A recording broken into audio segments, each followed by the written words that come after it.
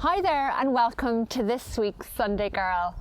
I'm joining you from the gorgeous, one of my favourite places on earth, the Dingle Peninsula, and I am joined today by the wonderful master jeweller Brian de Staic. Brian, thank you for joining me on Sunday Girl. Céad míle fáilte Orla, céad míle fáilte go dtí Kilmail Céadar Cork a Gcuine. And that's where we are right now. Thanks. And we agreed beforehand that Brian would say that, not me with my very... I love the Irish language, but unfortunately I haven't mastered it to that degree. You'll get there. But we are here, of course, Dingle is the Gaeltacht. It so is, we're here we're in the heart of the Gaelic. Gaeltacht. Yeah, we speak Welling, myself and my family all speak Welling, the Gaelic. Welling, Sinna fága háin mé ansá dús an Welling, sinna haring mé ansá. Your inspiration behind all your beautiful collections comes here from the Dingle Peninsula. So we're right here in the soul of where you create. Absolutely. I mean, just Kilmail Céadar alone is just one of many places here, many sites here. So I'm going to take everybody back to the beginning. I know that you're celebrating 40 years in business, that Brian de Staic is 40 years in business this year. But I want you to take us back before you set up the business. Tell us a little bit. Well, I was actually born in Cork. Okay. They let you over the country lands, but I had my father is from Kerry, from Fianna, just over the way there, Fianna, and my mother was actually born in Tipperary, in Borrisokane.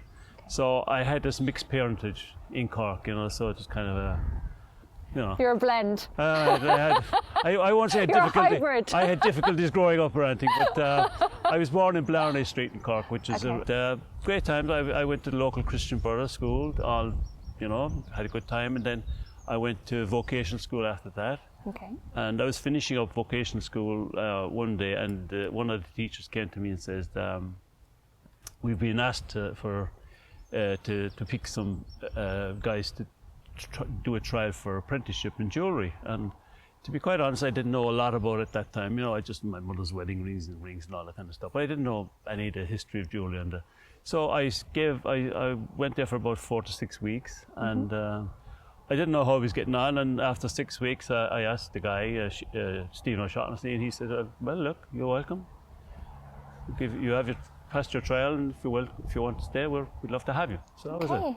Okay. And that was very interesting. And what age were you then, Brian? I was like nearly 17 at that stage, I think. Okay. 17.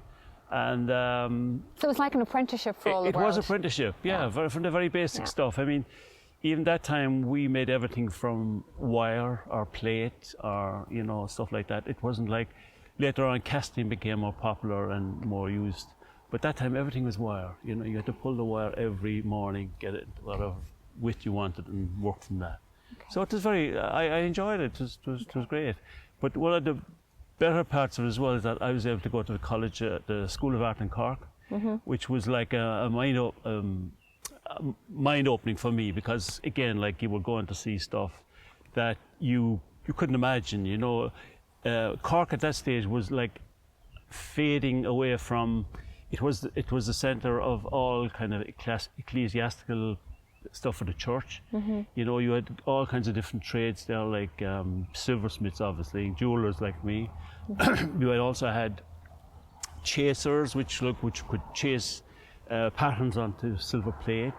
You had just amazing amount of people who were all involved in we'll call it jewellery, silversmithing. Okay, it was very creative. Oh, it was incredible. Really creative.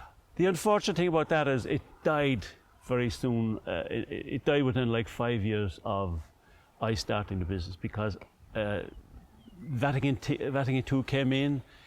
All the emphasis was taken out of the silversmithing stuff for churches and all the, so businesses just folded. That's very interesting. Yeah, so there was almost a whole industry supporting. I often say to people, I said, it's a pity that they didn't hang on for another couple of years, because people would appreciate it, like the importance of keeping those crafts and those skills alive.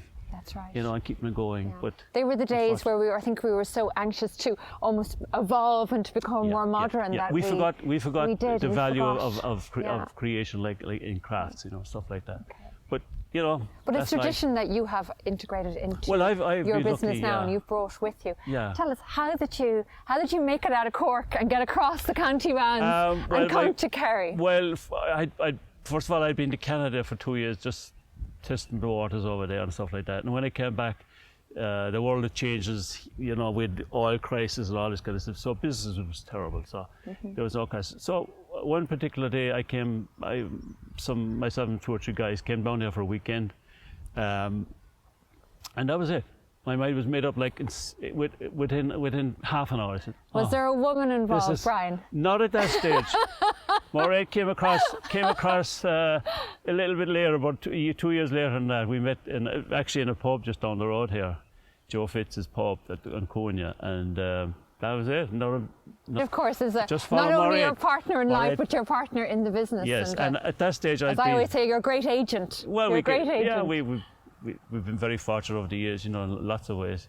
And but I was just messing around here at the time, just doing odd jobs and finding my way, kind of finding myself. And Mairead said to me after she says, you know, you're silly not to go back to making jewelry and stuff like that. So, okay, decision made. Here we go again. Okay, so was Mairead actually put you back on the road yes, yeah, to creating again? Yeah, absolutely, yeah. Okay. Yeah. And that was 40 years ago? 40 years ago, yeah, hard to believe. And you opened up a workshop then in Dingle Town, yeah, we started off in a little shop. We still have the shop, Green Street.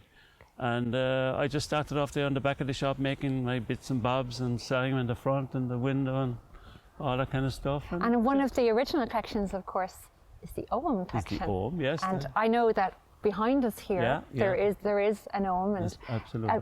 Where did you get your inspiration? What's the story behind that? That's a story very interesting as well, because I had, to be quite honest, I hadn't known about Ogham until a friend of mine showed me some sketches of stones from here in Cork, in the School of Art. And of course, it's an original Irish language, isn't it? It's a linear script. It's absolutely, totally unique. It's probably unique to West Kerry. Really? Or Kerry, even. Okay.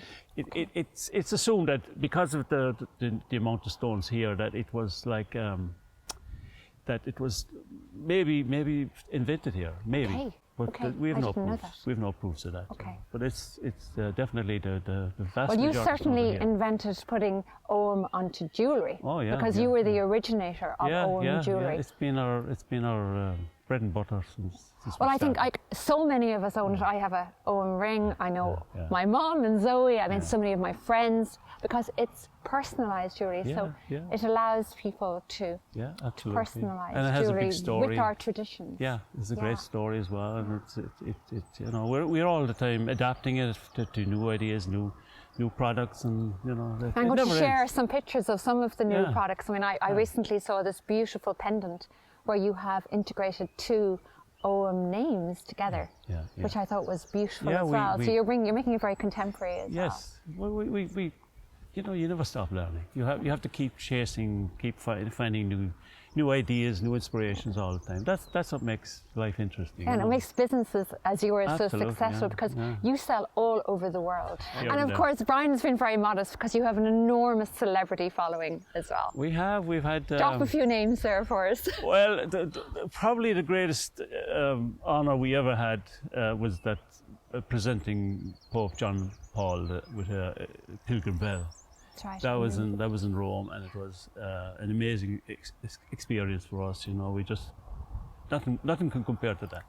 But we've had celebrities like Laura Dern and she stayed Julia in your Roberts, home, I remember and that. all these actors who come to Dingle. He's been so modest. So we're talking about A-list international celebrities that are wearing your jewellery and adore your jewellery, and you're so modest, Brian. Dingle has a very special attraction for all these people, you know. So we were just fortunate to be able to use our position and get to know them. Well, it's Dingle, as you said, it's a magical place. It is, It's a great sense. I mean, I think everyone knows that it's my favourite place in the world, and I think when people come here, they fall in love with Dingle. But you have taken, I think, everything, the traditions of Dingle and the beauties of the landscape, and you integrate that into your collections. Recently, I think it was last summer, you introduced a new collection, Cork Dove. Cork Dove, Tell us a little bit about that. Yeah, Cork Dove is something I've been looking at for, God, I can't even remember how long, maybe 40 years.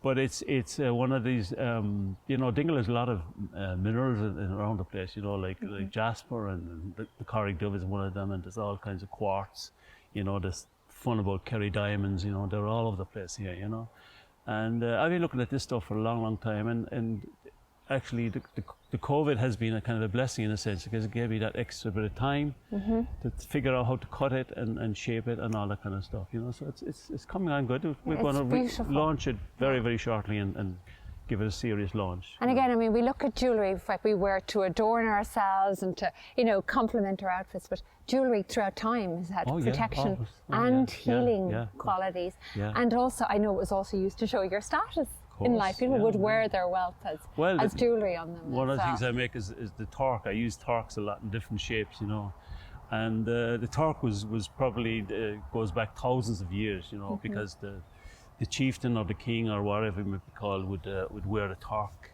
to emphasize his status, and the light from this torque would reflect on the people, and they'd be, this is a special guy, and he'd wear cuffs and stuff like that as well in gold. Okay. We have all this in the National Museum in Dublin, And Kerry is actually one of the places where they've found quite a lot of torques in different parts of Kerry, So again, probably they probably use local gold actually to make them, which is probably still in the river. Probably still here somewhere. We start mining. Someone with a good JCB to start digging her up again, But there was gold. There is gold here all the time if you could find it. Brian, you live in one of the most beautiful places on earth. So what really are the inspirations behind your collections? And then how do you translate that inspiration? What's the process of creating that then into jewellery? Inspiration can be, you can be very, very lucky sometimes with something. An idea, obviously an idea starts with an idea in your head. Or you might see something, and it could be a leaf or anything at all, but it's how it develops from an idea onto. Normally, I work on the sketching, paper and stuff like that. So you sketch out the ideas first? I do. I'm not into this techie stuff at all. Not like other people. I have to sketch it first and just give a rough idea in my head, and then think about it. And very often that can take maybe 2 years, 2 months. It can take a long time, to get actually to the point where you're happy with it. You're satisfied that this is what I want, and.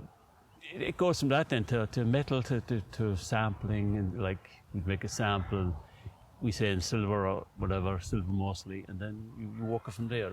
If you're happy with the sample in silver, and then you give it a trial run in one of the shops and see what they think and all that kind of stuff. Then bang, where you go.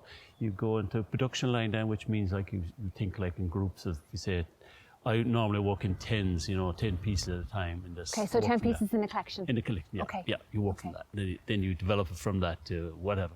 The last word, Brian, somebody thinking of setting up a jewellery business or entering that world, what would be, after 40 years successfully in the business yourself, what would be the advice you would give them? One of the things you have to be prepared for, you have to be patient, number one. Mm-hmm. Success doesn't happen overnight. Never, ever. There's always pitfalls, there's always, disappointments and stuff like that. You have to be prepared to keep going at it. And to evolve, but have a sure, vision. As well. If you have a vision, that's all you need. Okay. The rest is just perseverance and all that stuff. But it's stick with it, because you will have disappointments at times. But look, you stick with it. Things generally, you get there somewhere. Well, I think when you have the talent and the passion and the enthusiasm and all this inspiration that you have around you, I think, success. Well, as I said, we're very blessed here. Yeah, you are. It's just You're a great blessed. place. You're blessed. And thank you for sharing your story with us and your inspirations with us. My pleasure, Orla. Thank you. You're an absolute delight, Brian. Thank you, Orla. Always to talk to. Great. Thank you so much. Thank you very much. And thank you for watching, and both of us wish you, from the gorgeous Dingle Peninsula, a magical week.